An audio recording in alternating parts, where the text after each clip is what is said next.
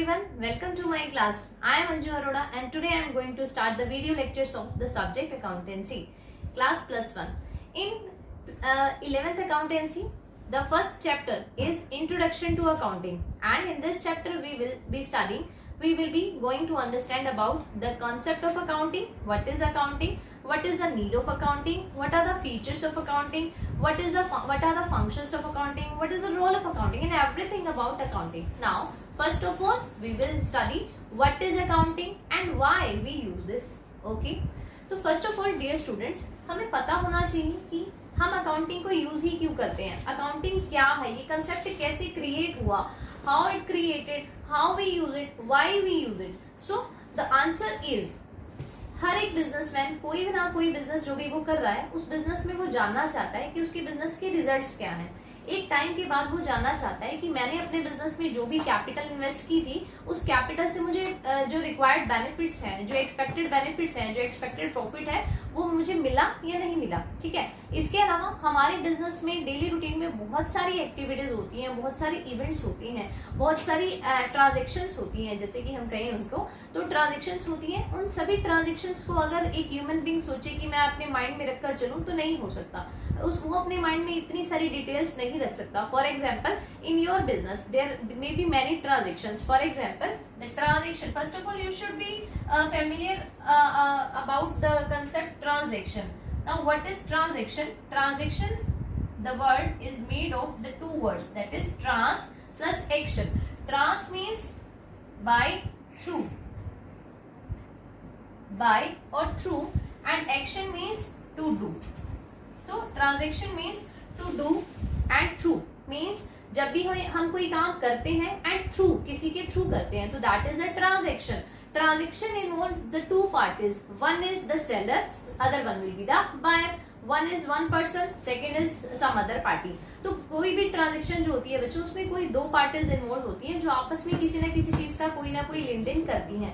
तो उस लेन देन को हम क्या कहते हैं, ट्रांजेक्शन कहते हैं. एंड हर एक बिजनेस में वो ट्रांजेक्शन मोर देन वन होती है, बहुत सारी होती है. डेली रूटीन में रेगुलरली बेसिस पर कई सारी ट्रांजेक्शन होती हैं. तो एक बिजनेसमैन के लिए ये जो है ना, पॉसिबल नहीं हो पाता कि वो सभी ट्रांजेक्शन को अपने माइंड में याद करके रख सके, because we are human being और चीजें हम भूल जाते हैं. तो इस चीज से बचने के लिए, और दूसरी बात, हम अपने बिजनेस के रिजल्ट्स को जानने के लिए हम क्या करते हैं, हमें जरूरत होती है एक कंसेप्ट की, एक रिकॉर्ड बनाने की. हमें जरूरत होती है कि हम हर एक चीज को प्रॉपर्ली और सिस्टमेटिक मैनर में रिकॉर्ड करके चलें, ताकि इन फ्यूचर हम उन ट्रांजेक्शन से कुछ रिजल्ट निकाल सके, हम उन ट्रांजेक्शन से कुछ कंक्लूजन ड्रॉ कर सके, और ये जान सके कि हमें जो है ना, जो एक्सपेक्टेड रिजल्ट है वो हमें मिले या नहीं मिले. तो इन सभी चीजों का जो आंसर था, इन सभी चीजों का जो सोल्यूशन था, वो कहाँ से निकल कर आया, किस चीज में निकल कर आया, अकाउंटिंग में निकल कर आया. तो अब हम पढ़ेंगे ना व्हाट इज अकाउंटिंग. अभी हमने बात की कि हाँ, हमें डेली रूटीन के जो ट्रांजेक्शंस है उनको रिकॉर्ड करने की जरूरत होती है,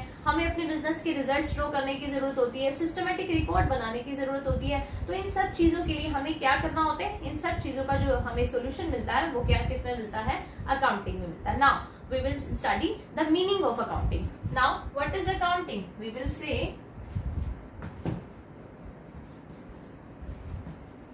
now what is accounting? Accounting is an art of recording, classifying, summarizing, analyzing and interpreting the business transactions. Dear students, first of all we are familiar with the term transaction. Transaction is what? लेन देन. हम अपने business में जो भी लेन then कर रहे हैं, हम क्या करते हैं बच्चों, उन सभी लेन देनों को, अभी यहाँ पे ऐसे लेन देन भी आप कह सकते हैं, कोई इवेंट भी कह सकते हैं, कोई भी इंसिडेंट आपके बिजनेस में हो रहा है, उन सब चीजों को हम ट्रांजेक्शन में इंक्लूड करते हैं.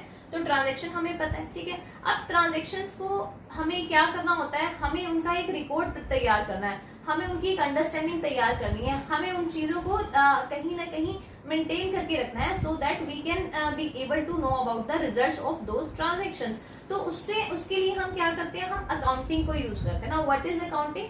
Accounting is an art of recording. Accounting एक ऐसी प्रोसेस है, अकाउंटिंग एक ऐसी आर्ट है which include recording, classifying, first of all recording, second is classifying, third one is summarizing, fourth one is analyzing, and fifth one is interpreting. Means these five activities include in accounting.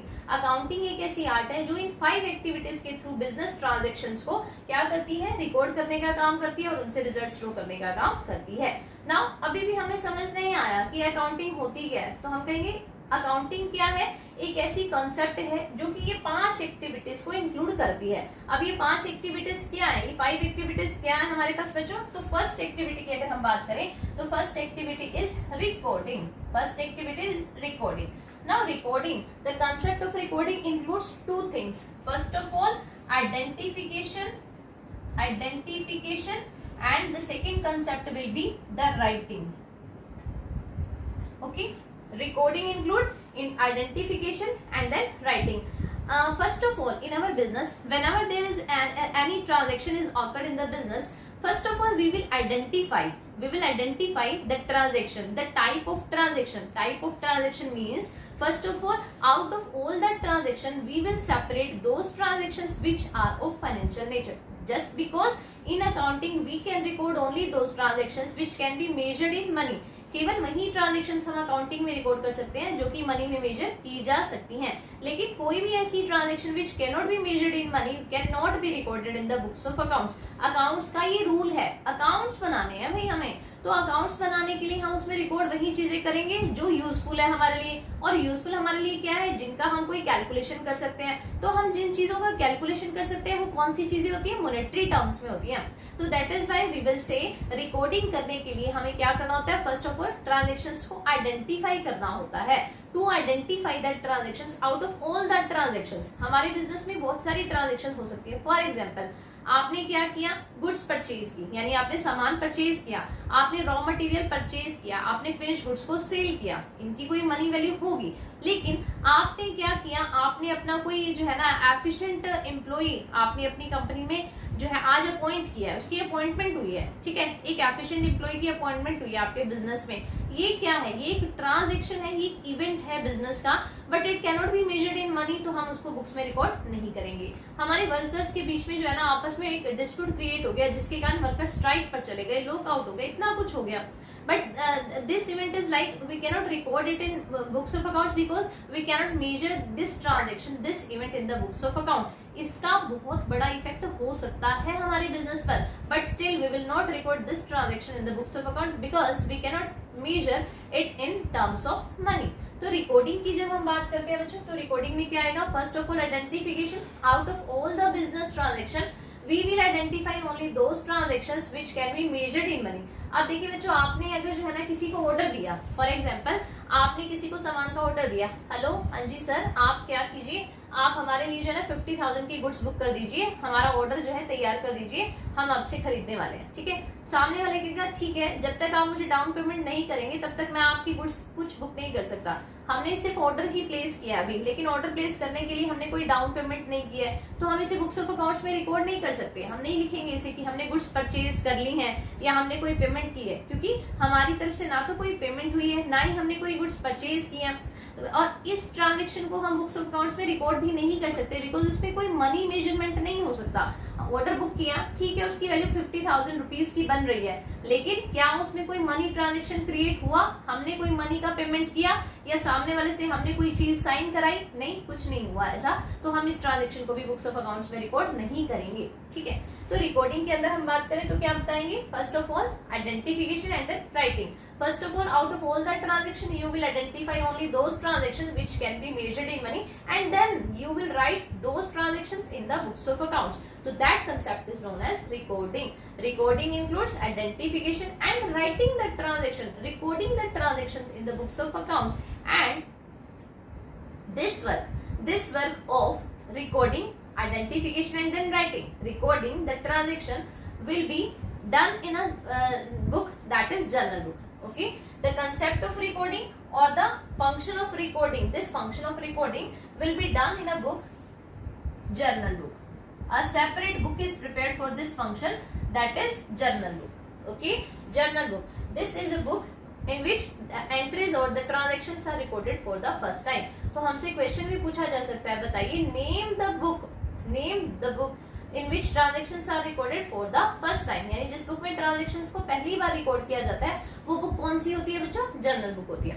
अब इसके बारे में आपको एक बात और पता होनी चाहिए, वो क्या, when the size of transaction is small, जब हमारे बिजनेस में ट्रांजेक्शंस बहुत ज्यादा नहीं होती, और we can say when the size of the business is small then the number of transactions will also be small, so in that case only the journal book is sufficient to record each and every transaction in the book. But when the size of the business gets large, जब business का size बड़ा हो जाता है, as long as, जितना लंबा होता चला जाएगा बिजनेस का साइज, जितना बड़ा होता चला जाएगा, नंबर ऑफ ट्रांजेक्शंस भी उतनी ही ज्यादा बढ़ती चली जाएंगी। तो जितनी ज्यादा नंबर ऑफ ट्रांजेक्शंस होंगी आप उनको रिकॉर्ड करेंगे। जब अगर आप सिंगल बुक मेंटेन करते हैं जर्नल बुक, तो जर्नल हमारी बहुत ज्यादा अननेसेसरली हैवी हो जाएगी। तो उससे बचने के लिए हम क्या करते हैं बच्चों, हम जर्नल के काम को कुछ बुक्स में डिवाइड कर देते हैं। हम क्या करते हैं उस केस में, जब नंबर ऑफ ट्रांजेक्शन ज्यादा हो जाती है तो we prepare subsidiary books in the replacement of journal book. हम जर्नल ना बना के हम क्या बनाते हैं उस केस में, हम बना लेते हैं वहां पर subsidiary books. Subsidiary books means helping books होती हैं। इसमें हम ट्रांजेक्शंस को क्या करते हैं बच्चों, हम उनको डिवाइड कर लेते हैं। फॉर एग्जाम्पल, जो ट्रांजेक्शन परचेज से रिलेटेड होंगी we will record the transaction in the purchase book. अगर ट्रांजेक्शन सेल्स से रिलेटेड है तो हम उसे सेल्स बुक में रिकॉर्ड करेंगे। अगर ट्रांजेक्शन हमारी जो है रिटर्न से रिलेटेड है हम उसे रिटर्न बुक में रिकॉर्ड करेंगे। तो ये काम किया जाएगा तब जब नंबर ऑफ ट्रांजेक्शन हमारी क्या है, लार्ज। तो यहाँ से हमारा जो सेकंड क्वेश्चन क्रिएट होता है वो ये है, सब्सिडरी बुक्स क्या होती हैं, तो हम बताएंगे when the size of transactions are large, जब ट्रांजेक्शंस जो है हमारी ज्यादा है, when the size of business is large, in that case we will prepare subsidiary books instead of journal book. Okay, और सब्सिडरी बुक्स में भी हम ट्रांजेक्शंस को फर्स्ट टाइम ही रिकॉर्ड करते हैं। तो जिन बुक्स में हम ट्रांजेक्शंस को फर्स्ट टाइम रिकॉर्ड करते हैं उन बुक्स को हम कह सकते हैं क्या, उन बुक्स को हम कह सकते हैं बच्चों books of original entry. Books of original entry, okay, this is book of original entry. ठीक है, तो ये हमारा यहाँ से हो जाता है first step of accounting is recording. First activity of accounting is recording हुई। ठीक है, अब बच्चों आप इसको ऐसे भी समझ सकते हैं। फॉर एग्जाम्पल, आप अगर हम रियल लाइफ से अगर इसको कनेक्ट करें तो हम ये देखते हैं, आपके स्कूल का फर्स्ट डे है। ठीक है, मान लीजिए आपकी +1 क्लास का फर्स्ट डे है, तो first day of class you will record each and every work given by the teachers in the class. You will record all the functioning in a rough notebook. Rough notebook आप लेकर जाएंगे, उस rough notebook में आप सभी subjects का काम जो है रिकॉर्ड करते चले जाएंगे। आप अकाउंट्स का काम उसमें करोगे, आप बिजनेस स्टडी का काम उसमें करोगे, आप इकोनॉमिक्स का करोगे, और उसके बाद वो आपकी पूरी बुक बन गई। तो वो रफ नोटबुक आपकी किस चीज का काम करती है, एक तरह से बिजनेस में जर्नल बुक का। हमारे बिजनेस में भी जैसे जैसे ट्रांजेक्शन होते चले जाते हैं हम उन्हें रिकॉर्ड करते हैं एक रफ बुक में, वो रफ बुक हमारी क्या कहलाती है, जर्नल बुक कहलाती है। ठीक है, तो ये हो गया हमारा क्या, recording. After recording the transactions the second step will be classifying. Recording करने के बाद अगला काम क्या आता है बच्चों हमारे पास, क्लासिफाइंग। अब ये क्लासिफाइंग क्या है बच्चों, इसके लिए मैं यहाँ पर लिख रही हूँ, व्हाट इज क्लासिफाइंग। क्लासिफाइंग और क्लासिफिकेशन, व्हाट इज दैट। जैसे कि बेटे हमने अभी क्लियर किया कि for example this is the first day of your school, then you will record each and every work in the rough notebook. Okay, in that rough notebook is compared with the journal book in the business. Now if we are talking about the classification, now what is classification? When you will record each and every work in the rough notebook, then after going at home you will separate all the works as per their nature. आप क्या करोगे, आप कहोगे कि accounts का जितना भी काम अब तक हो चुके हैं मैं उसको अपने अकाउंट्स की फेयर नोटबुक में लिखूंगा। जितना मेरा बिजनेस स्टडी का हो चुका है उसको मैं वहां से निकालकर अपनी रफ नोटबुक से निकालकर हम किस में रिकॉर्ड करेंगे, फिर अपनी बिजनेस स्टडी की नोटबुक में। तो यानी हम सब्जेक्ट वाइज जितना भी काम हमारी उस रफ नोटबुक में हो चुका है हम उनको सब्जेक्ट वाइज सेपरेट करेंगे, उनकी सेपरेट नोटबुक्स मेंटेन कर लेंगे ताकि हमें पता चल जाए अकाउंट्स का काम कितना हुआ है, बिजनेस स्टडी का कितना हुआ है, इकोनॉमिक्स का कितना हुआ है। ठीक है। In the same manner business में भी हम यही काम करते हैं बच्चों। बिजनेस में हमने जो भी जर्नल बुक बनाई थी, जर्नल बुक में हमने एक बार तो सभी ट्रांजेक्शन्स को एक साथ लिख दिया, राम से रिलेटेड ट्रांजेक्शन, श्याम से रिलेटेड, मोहन, सोहन, फर्नीचर खरीदा तो फर्नीचर की ट्रांजेक्शन, हमने स्टॉक खरीदा तो स्टॉक की ट्रांजेक्शन, कोई भी काम कर रहे हैं हर एक ट्रांजेक्शन को हम लिखते चले जा रहे हैं, ठीक है। क्योंकि जर्नल में हमें जो भी काम करना होता है वो हमें एक क्रोनोलॉजिकल ऑर्डर में करना होता है। आज की डेट में जितनी ट्रांजेक्शन हुई है, जो ट्रांजेक्शन पहले नंबर पे हुई होगी हम उसको फर्स्ट ऑफ ऑल रिकॉर्ड करेंगे, जो सेकंड नंबर पर हुई होगी हम उसको दूसरे नंबर पर रिकॉर्ड करेंगे। तो इस तरह से एक सीक्वेंस में हम ट्रांजेक्शन्स को रिकॉर्ड करते हैं। रिकॉर्ड करने के बाद क्लासिफिकेशन के अंदर क्या होता है बच्चों, हम जितने भी हमने ट्रांजेक्शन्स रिकॉर्ड किए हम उनको सेपरेट बुक्स में सेपरेट करते जाते हैं एज पर दियर नेचर। हम उनकी ग्रुपिंग बना लेते हैं। कैसे ग्रुपिंग बनाते हैं? फॉर एग्जाम्पल आपने जर्नल बुक में लिखा था मैंने राम से गुड्स परचेज की क्रेडिट पर, राम से गुड्स परचेज कर ली, थोड़े टाइम बाद हमने उसको उन्हीं गुड्स की थोड़ी सी पेमेंट कर दी, उसके फिर कुछ टाइम के बाद हमने उससे फिर से गुड्स परचेज की, उसके फिर कुछ टाइम बाद हमने उसको पेमेंट की। क्योंकि राम हमारा एक सप्लायर है और उससे हमें रेगुलरली ये काम करना पड़ता है, हम रेगुलरली उससे क्रेडिट पर गुड्स परचेज करते हैं, फिर उसकी पेमेंट कर देते हैं, फिर परचेज करते हैं, फिर पेमेंट कर देते हैं। तो ऐसे में जितनी भी ट्रांजेक्शन राम से रिलेटेड होंगी बच्चों, हम उसके लिए राम का एक सेपरेट अकाउंट खोल देंगे, एक सेपरेट रिकॉर्ड मेंटेन करेंगे, जिसमें the transactions only the transaction which will be related to Ram will be recorded, ठीक है। हम उसमें सिर्फ राम से रिलेटेड ट्रांजेक्शंस को रिकॉर्ड करेंगे। इन द सेम मैनर जितनी ट्रांजेक्शन श्याम से रिलेटेड होंगी उनको अलग करके हम श्याम की बुक में रिकॉर्ड करेंगे, श्याम के अकाउंट में रिकॉर्ड करेंगे। तो हम करते क्या है क्लासिफिकेशन में, We prepare some groups according to their similar nature। हम अलग अलग ग्रुप बना देते हैं। एक ग्रुप बनाया राम का, एक ग्रुप बनाया श्याम का, एक ग्रुप बनाया मोहन का। तो राम से रिलेटेड जितनी ट्रांजेक्शन होगी वो राम के ग्रुप में डाली जाएंगी, राम के रिकॉर्ड में डाली जाएंगी। जितनी ट्रांजेक्शन श्याम से रिलेटेड होंगी वो श्याम के ग्रुप में डाली जाएंगी। तो इस तरह से क्या होगा, अलग अलग ग्रुपिंग बन जाएगी and this process is known as the classification. इसे हम क्या कहते हैं? Classification. And this work is done under the book ledger book.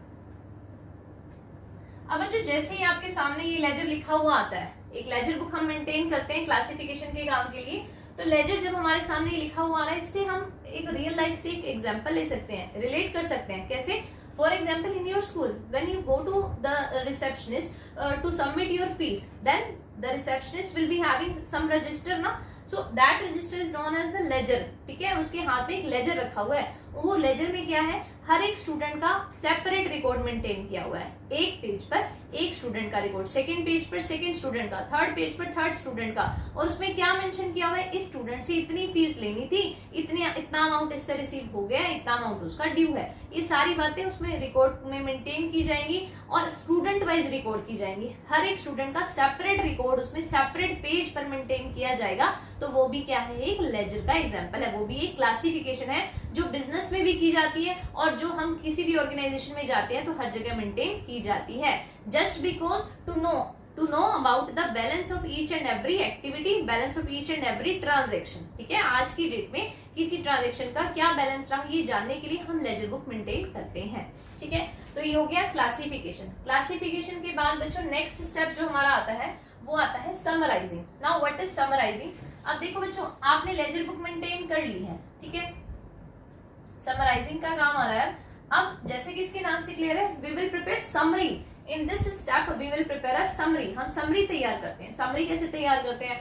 For example एक लेजर बुक जो है वो बना ली गई है। अब लेजर बुक बना ली, उसमें हर एक पेज पर एक सेपरेट पर्सन का अकाउंट मेंटेन किया गया है। उसमें हर एक अकाउंट में हर एक पर्सन का सेपरेट बैलेंस भी दिखाया गया है, ठीक है। But if somebody wants to know at a time what is the balance of that account, हम सडनली जानना चाहते हैं बताइए उस पर्सन के अकाउंट का आज की डेट में क्या बैलेंस चल रहा है। तो उसका एक तरीका तो ये है, आप इतना मोटा लेजर उठाएंगे, उसकी हर एक पेज को टर्न करके देखेंगे कहाँ गया राम का अकाउंट, कहाँ है राम का अकाउंट, किस पेज पर होगा। हम सारे पेज टर्न करेंगे तब जाके ढूंढ के निकालेंगे कहीं से कि राम का बैलेंस ये है, ठीक है। और दूसरा तरीका क्या है, हम एक समरी तैयार कर लेते हैं जिसमें कि जितने भी अकाउंट्स हमने लेजर बुक में मेंटेन किए थे, सपोज आपने लेजर बुक में मेंटेन किए थे 20 accounts, you are having 20 accounts at a time in your ledger book. So 20 accounts को हम या तो सबको खोल कर देखें, या दूसरा तरीका क्या है, हम इन 20 अकाउंट्स की क्या करते हैं, समरी स्टेटमेंट तैयार कर लेते हैं, और वो समरी स्टेटमेंट हमें शो करती है कि आज की डेट में इन 20 अकाउंट्स का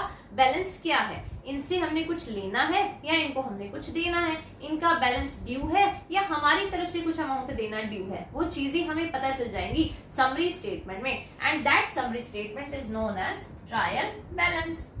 ट्रायल बैलेंस, तो हम क्या बताएंगे, समराइजिंग की प्रोसेस क्या है, जितनी भी ट्रांजेक्शन हमने क्लासिफिकेशन में अलग अलग ग्रुप्स में बांटी थी, हम उन सबका बैलेंस लेते हैं, बैलेंस लेने के बाद उसकी एक समरी तैयार कर लेते हैं जिसमें कि सभी अकाउंट्स का बैलेंस शो किया जाता है, साथ में ये भी पता चल जाता है कितना अमाउंट हमारा ड्यू है या हमें कितना मिलने वाला है, हमने कितना देना है। तो ये किससे पता चलता है, हमें समराइजिंग से।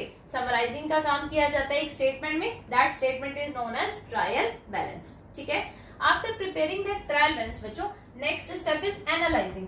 अभी एनालाइजिंग क्या होती है, आपने ट्रांजैक्शंस की समरी तैयार कर ली बच्चों, बट हम यहीं पर काम अपना खत्म नहीं करेंगे, हम कहेंगे एनालाइजिंग की जाएगी। अब एनालाइजिंग का मतलब क्या होगा कि आपने जो रिजल्ट बनाए, आपने जो अब तक बैलेंस अपने सामने लाए, अब उन बैलेंसेस की हेल्प से आप कंक्लूजन ड्रॉ करना चाहोगे कि आज की डेट में मेरे बिजनेस में प्रॉफिट कितना है, मेरे बिजनेस में लॉस कितना है।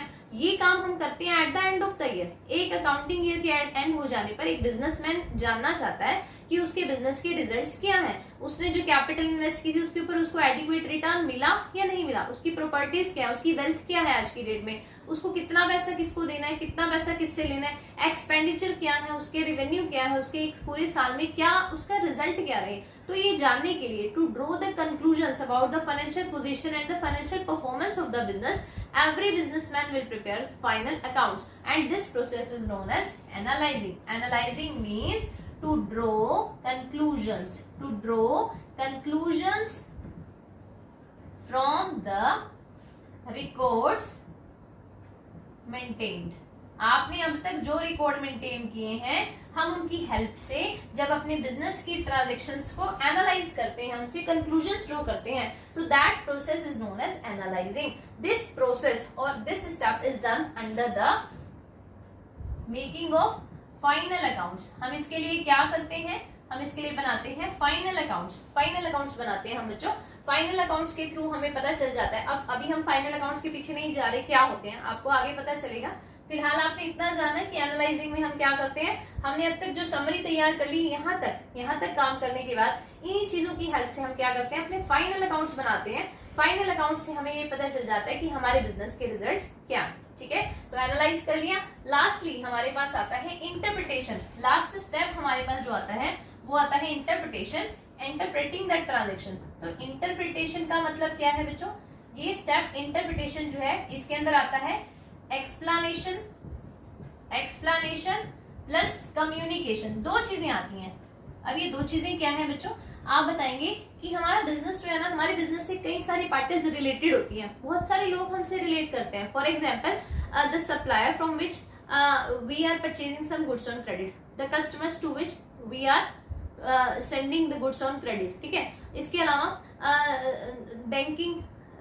Banks which provide loan to us. ठीक है, तो बैंक्स भी हैं, लेंडर्स भी हैं, क्रेडिटर्स भी हैं, इन्वेस्टर्स भी हैं who want to invest in our business और which have already invested in the business. तो बहुत सारे लोग होते हैं जो बिजनेस से रिलेटेड होते हैं, they will be waiting for our result. वो रिजल्ट के लिए वेट कर रहे होंगे कि क्या रहे रिजल्ट हमारे बिजनेस के at the end of the year. वो भी जानना चाहेंगे, वो जानना चाहेंगे हमारे बिजनेस की पोजीशन क्या रही। ऐसा तो नहीं है हमारा बिजनेस जो है वो डाउनवर्ड जा रहा है, ऐसा तो नहीं है। एक लेंडर ये जानना चाहेगा मेरा पैसा इनके बिजनेस में सेफ है या नहीं है, मुझे अपने लोन को एक्सटेंड करना चाहिए या इनसे लोन आज ही वापस लेने की कोशिश करनी चाहिए। जो मेरा क्रेडिटर है वो ये जानना चाहेगा कि मुझे फर्दर इनको गुड्स सप्लाई करनी चाहिए क्रेडिट पर या नहीं, ऐसा तो नहीं है मेरा पैसा फंस जाएगा इनके बिजनेस में।